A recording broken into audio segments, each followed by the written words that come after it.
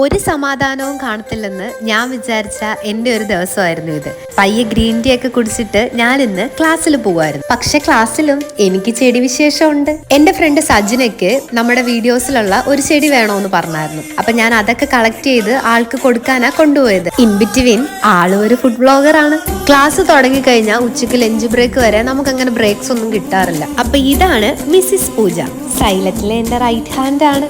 അപ്പൊ ഇന്ന് ഡയറ്റ് ഉണ്ടായിരുന്ന നമ്മൾ രണ്ടുപേരും കൂടെ ഉച്ചയ്ക്ക് ടീ റൂട്ടിലാണ് പോയത്.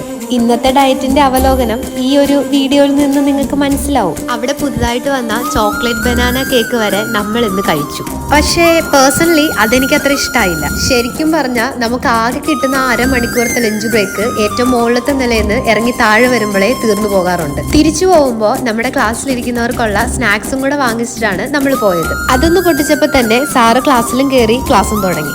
അപ്പൊ ശരി, പിന്നെ കാണാം.